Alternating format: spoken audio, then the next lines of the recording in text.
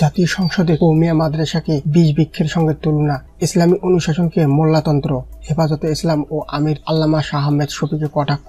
রাশেদ খান মেননের সংসদ সদস্যপদ বাতিলপূর্বক গ্রেপ্তার ও শাস্তির দাবি করেছেন হেফাজতে ইসলাম মহাসচিব আল্লামা জুনাইদ বাবুনগরী।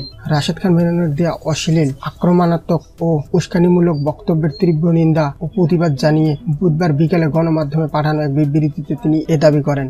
বিবৃতিতে আল্লামা জুনাইদ বাবুনগরী বলেন, সাবেক মন্ত্রী রাশেদ খান মেনন সংসদে দাঁড়িয়ে ইসলামের মৌলিক আকিদা খতমে নবুয়ত অস্বীকারী কাফের কাদিয়ানীদের পক্ষে উদ্দেশ্যপ্রণোদিত বক্তব্য রেখেছেন।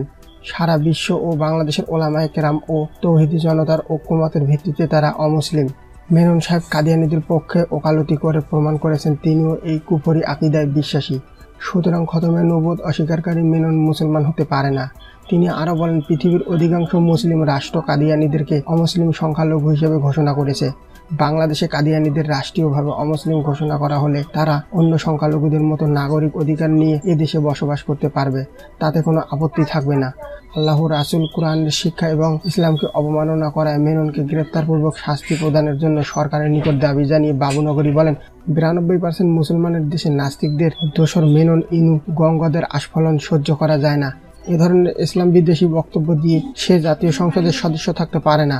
অবিলম্বে মেননের সংসদ সদস্যপদ বাতিল করে তার বিচার করুন, অন্যথায় দেশের আলেম সমাজ ও তৌহিদি জনতা তার ইসলাম বিদ্বেষের বিরুদ্ধে দুর্বার গণ আন্দোলন গড়ে তুলতে বাধ্য হবে। তখন তারা পালাবার পথও খুঁজে পাবে না।